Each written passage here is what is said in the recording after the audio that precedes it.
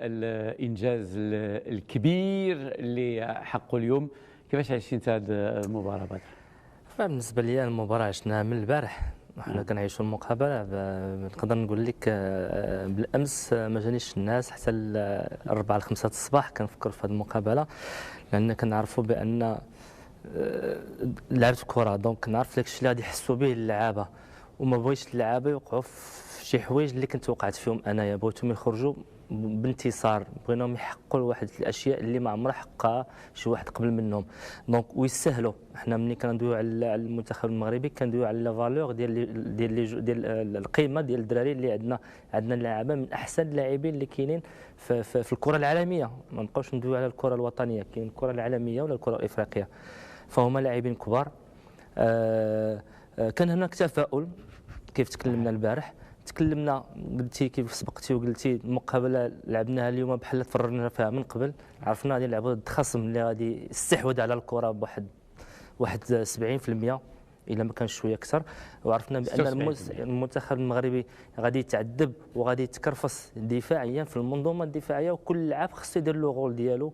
تكلمنا على لو بلوكي كيب، خصو يكون ديما مجموع وخصو ما يكونش قريب للمعترك المربع العمليات، وداك الشيء اللي لاحظنا. وكيف قلنا كان خصو يكون عندنا البارح ماشي غير قائد واحد في الملعب، خصو يكون عندنا 11 لاعب وكل واحد يتحمل مسؤوليته. ودفاعيا كنا على احسن مستوى كيف المقابلات اللي لعبنا قبل. وما نساوش كذلك بان عندنا حارس كبير وكبير وكبير، وكنتاسفوا على المرتبه اللي كان خداها مؤخرا ملي كنا كندوي على الكره الذهبيه وعلى افضل حارس مرمى. الترتيب اللي كان فيه فهو التاسع، فهو ما كيشرفش ياسين بونو، ما كيشرفناش حنا كمغاربه. والحمد لله هذه فرحه، وكنتمنى هذه الفرحه تدوم لنا ان شاء الله. ربما هو احسن ليه يوصل للربع نهائي، ربما نصف نهائي كاس العالم احسن له من اي ترتيب للفرد. نعودوا قبل ما نتكلموا على زعما اي لاعب المباراه. خالد، كما تكلمنا عليها بالامس كانت يعني صوره طبق الاصل، وكأننا قرأنا عنوانها وتفاصيلها. قلنا يحتاج المنتخب المغربي ان يكون ملهم، ان يكون في قمه العطاء، أن يقدم المباراة المثالية، وهذا ما حدث. ولكن لم نكن نحسب أن المنتخب الإسباني سيرتكب بعض الأخطاء التي سهلت علينا المباراة وجعلت الاستحواذ سلبي أكثر مما كنا نعرفه عن منتخب إسبانيا. اليوم أن يكون لك سلاح قوي ككارفاخال وتبدأ بلورينتي أعطى فرصة لبوفال لكي يحررنا بين الفينة والأخرى، واستطاع أن يعطينا المتنفس على الجبهة اليسرى. أضف إلى ذلك أن رودريغو الذي هو أصلا لاعب وسط ويلعب في الدفاع، وكأننا لم نكن نتوقع أن يعطينا المفاتيح والأسلحة لنلعب مباراة أسهل مما ربما كنا نتوقعها. هذا الاستحواذ السلبي ماذا كانت نتيجته في الشوط الأول؟ ألم تكن فرص واضحة بالنسبة للمنتخب المغربي؟ التسديدة الوحيدة على داخل 3 خشبات صحيح. كانت لنا كل الأرقام كانت لنا في الشوط الأول. صحيح أنه في الشوط الثاني حاول أن يتدارك الموقف، ولكن ما أعجبني في أداء المنتخب المغربي هو أنه تعامل مع المنظومتين بنفس الحزم والصرامة والتكتل والالتزام الدفاعي. وكأن المنتخب المغربي خالد لعب مع منتخبين مختلفين. نعم. الشوط الأول لعب مع البارسا تيكي تاكا، الشوط الثاني لعب المباشر إدخال موراتا والكرات العرضية ونيكو ويليامز، خصوصا في البداية مع دخول موراتا. كل كرات في الظهر، تحركات. شاهدنا بأن لم تهتز هذه الثقة، وكأن هناك تحضير لأننا سنلعب أمام فريق سيظهر لنا بوجهين. لم تهتز الثقة، وخصوصا وهذه هي النقطة الإيجابية التأقلم مع جميع الأوضاع.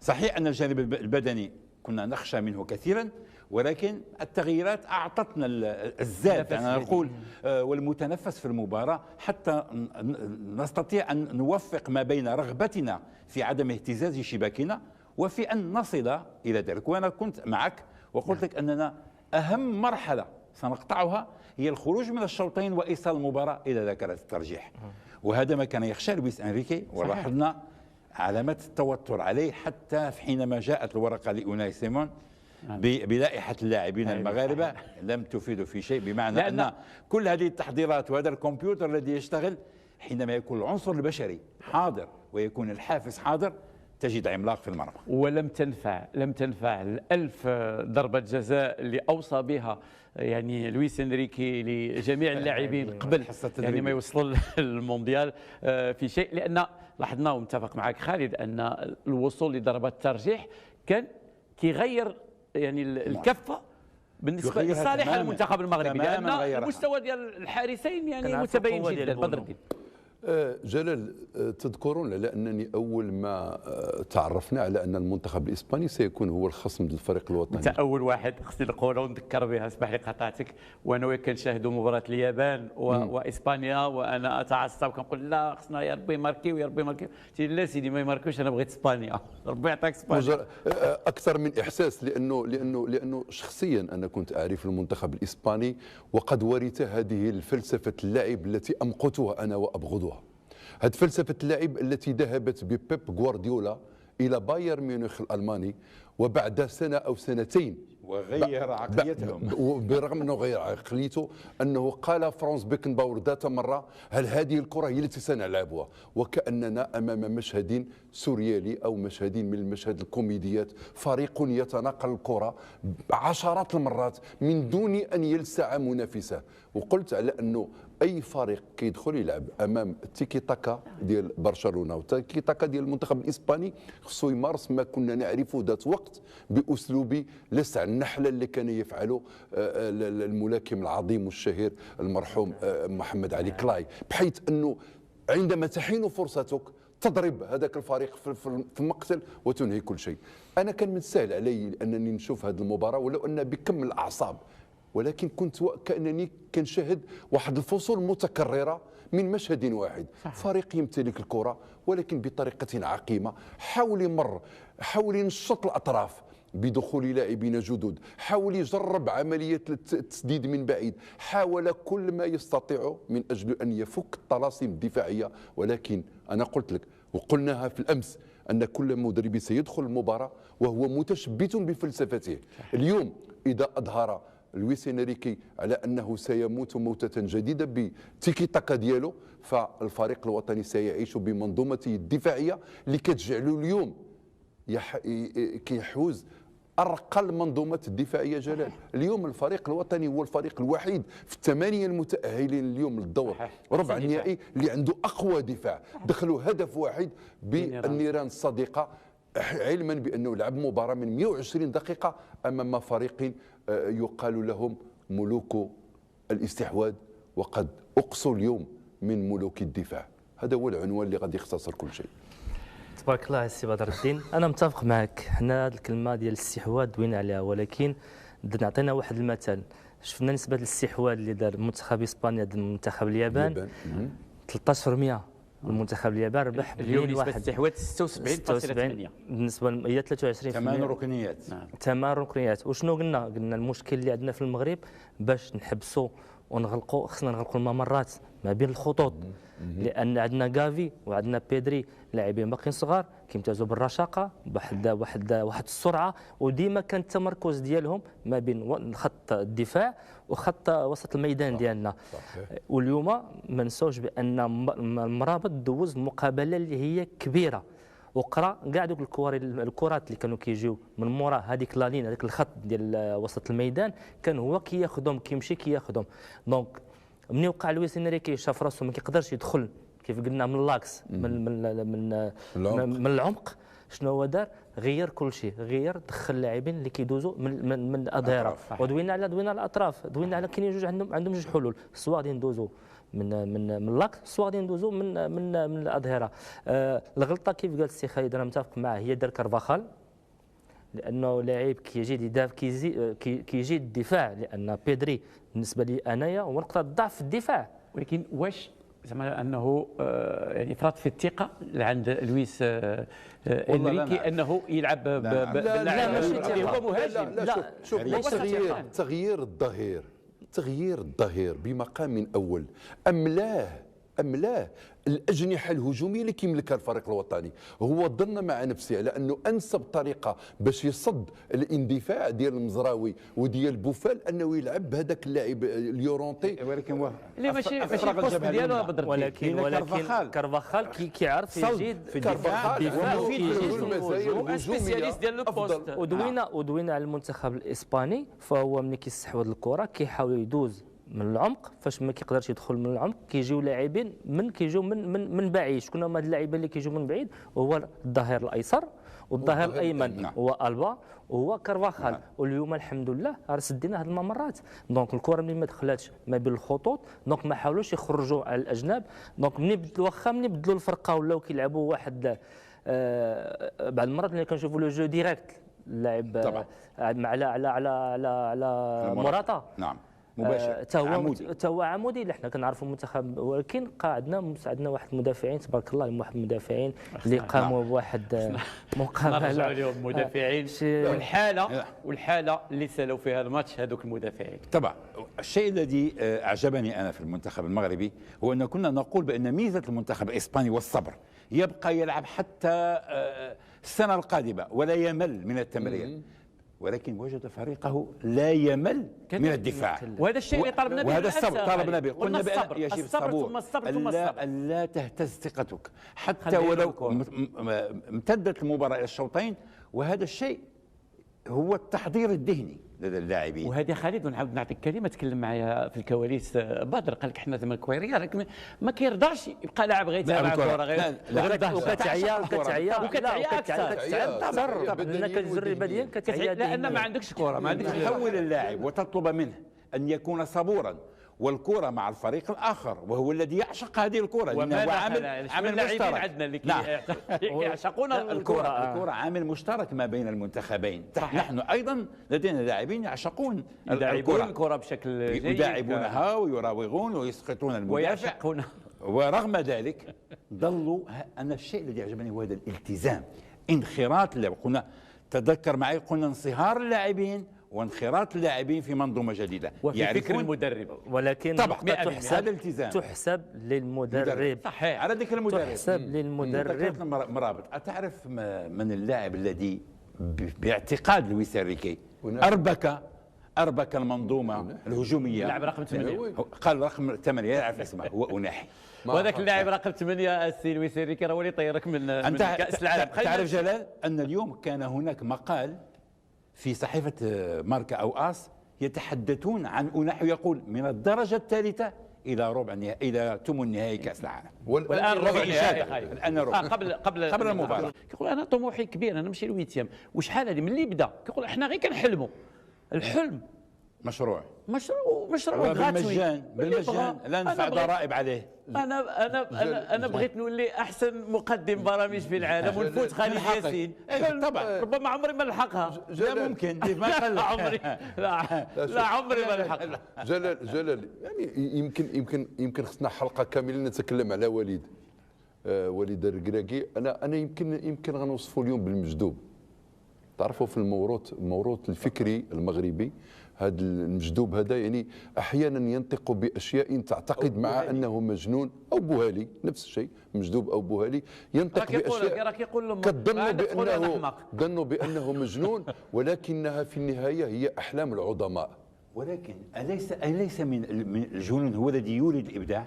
طبعا لا يوجد مبدع في العالم الا اذا هو مجنون. طبعا لديه حاله جنون. من لا يحلم لا يبدع، لا يمكن ان يبدع. اذا الحلم هو كيوصل الى جنون الابداع، والابداع هو ملكه من الملكات اللي كيوهبها الله سبحانه وتعالى. فالرجل عندما يقول لك انا احلم، كثيرون تكلموا قالوا بان هذه احلام يقظه، هذه هلوسات، هذا هذيان وما الى ذلك. واتضح فيما بعد انه في النهايه اوصل الفريق الوطني ووضع، وانت كنت قلت بالامس زميلي خالد على انه لا مكان في الثمن الا في الربع الا للاقوياء، وها هو المغرب الان موضوع في خانه الاقوياء بفضل مدربين جاء الى هذا الفريق قبل 90 يوما من انطلاق كاس العالم. نعم. اذا شوف من متواليه حسابيه يمكن ندخلوا فيها من لوغاريتمات من تحليل رياضي يمكننا نعملوه، لان هذا اعجاز كنسميه انا في صوره انجاز،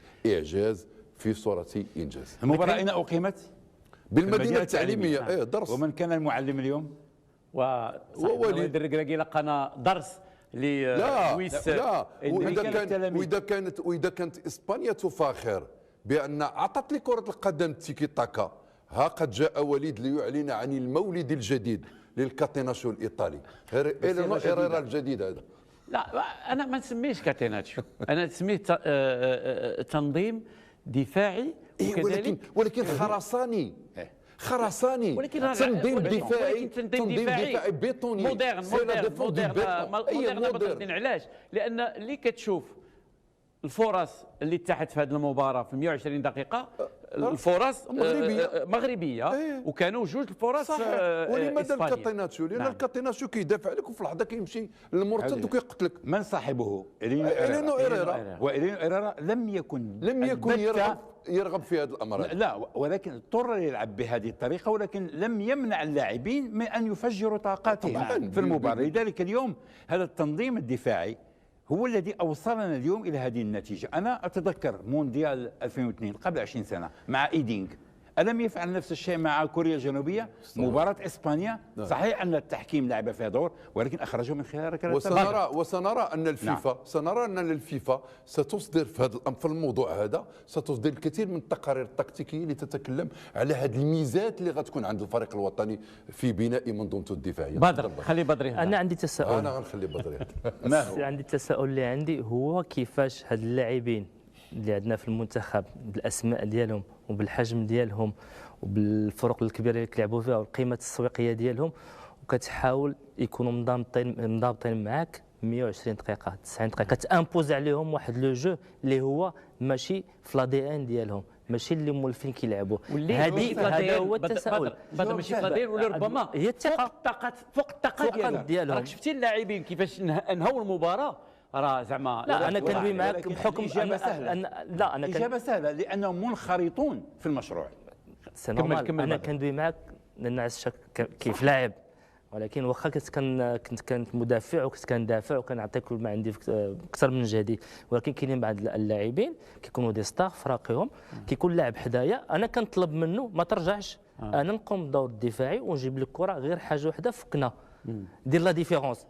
هذا الشيء اللي كنا كنقولوا زعما كان هي اللغه ما بيننا حنا اللعابه في الملعب، باسكو عارف ان نقطه الضعف القوه ديالي هي كندافع، وكنعرف نقطه القوه ديالك هي كتهاجم.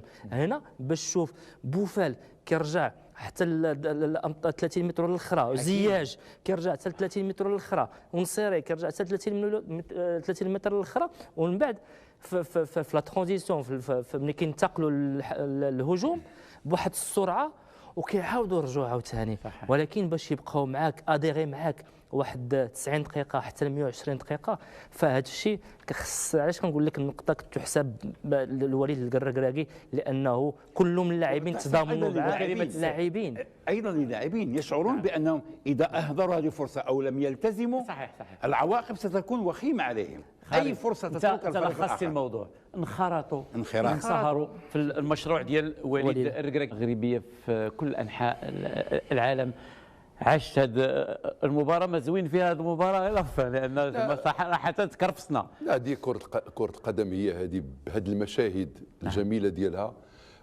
اشياء نشتكي منها، ولكن نجد نفسنا بعد ايام نعود اليها. صحيح.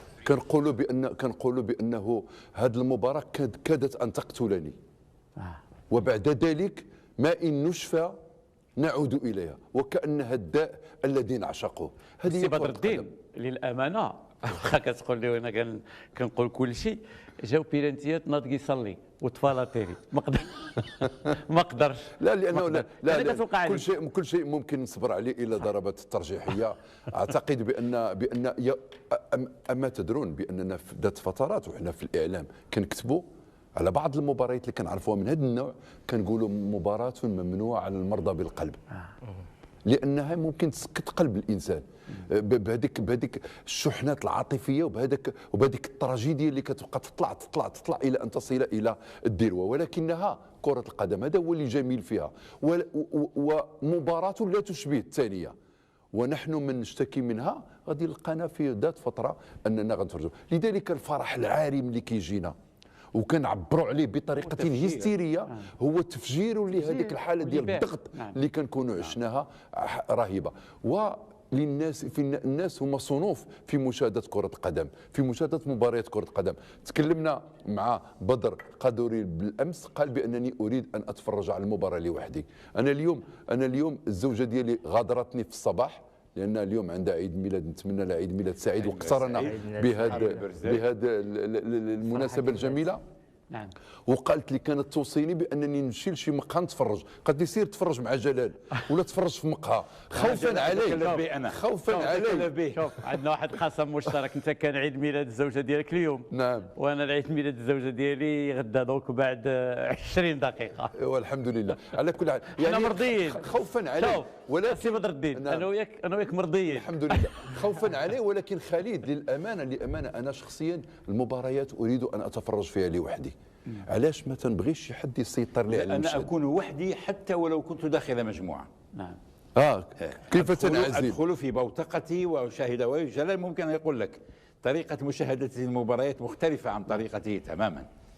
ابقى في احاول ان اركز على المباراه. شوف بدر كيفاش عاش المباراه، كيفاش شاف المباراه. صراحه انا مقابلات ديال المنتخب كنبغي نتفرج فيهم بوحدي، كنبغي نتفرج فيهم لحقاش كنتفرج بطريقه اخرى ماشي بحال الناس. انتم كصحفيين اعلاميين عندكم الخبره ديالكم، انا عندي الخبره ديالي في المجال ديالي ديال الكره، وبعض المرات كتفرج مع شي ناس ما عندهم علاقه مع الكره ولكن كتهمهم النتيجه اكثر من كيهمهم اللعب. مي انا الطريقه ديالي باش كنتفرج فيها باش نحلل المقابله ملي كتسالي. الشخص الوحيد اللي كنقدر نتفرج فيه في المقابله هو الابن ديالي، هو اللي كيبقى شويه كيقول لي بابا ما تخافش غادي نربحوا. وفي المقابله اللي دازت ديال المنتخب كندا قسما بالله العظيم قال لي يا بابا ما تخافش غادي نفوزوا ب2-1، واليوم قال لي يا بابا ما تخافش غادي نربحوا. لم يقول لك النتيجه. لا ما قالش النتيجه. لا لان اليوم مباريات بخروج المغلوب، لذلك قلنا هذه المباريات ستختلف عن المباريات الاخرى. التعامل معها مختلف تماما، التعاطي معها، النقاط التي قد تكون مؤثره اليوم شاهدناها في المنتخب المغربي هي نقاط الصبر. انا اعود واذكر وان تلعب ضد طبيعتك احيانا، ان تطلب من زياش ان يضحي بكل الحب الذي له لكرة القدم وللكرة بصورة عامة، وأن ينخرط وأن تصبح هذه المنظومة خرسانية كما قال بدر الدين. ليس من السهل.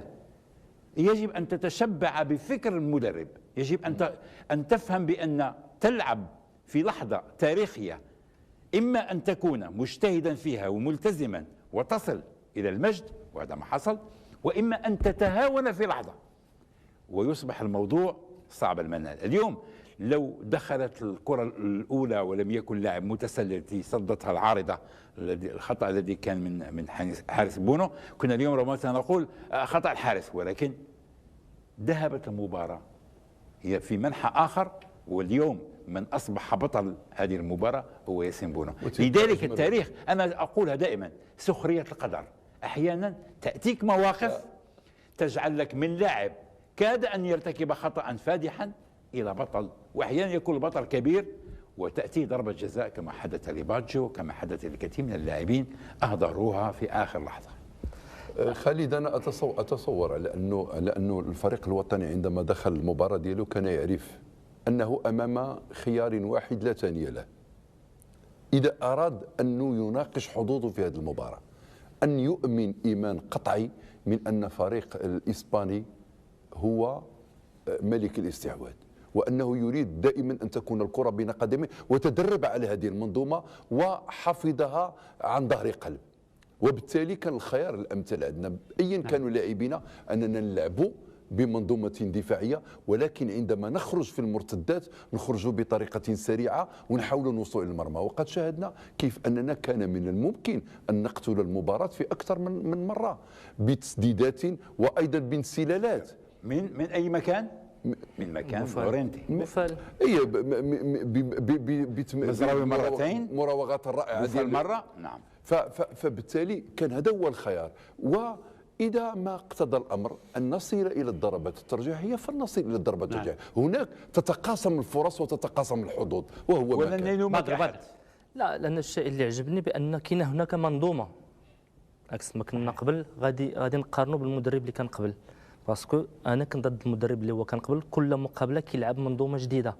ما يمكنش تكون عندك انت منتخب وكل مقابله كتلعب فريق جديد وبسيستم جديد، طريقه جديده. هنا عندنا منظومه كنخدموا بها، ان سيستم كنلعبوا به اللي هو 4-1-4 ولا 4-5-1 كيف كنقول 4-1-4-1 ولا 4-5-1. ولكن هذا لو سيستيم راه بدينا به مع كرواتيا، بدينا به لعبنا به مع بلجيكا، وبدينا لعبنا به مع كندا. وكانوا بعض الاغلاط كانت بالنسبه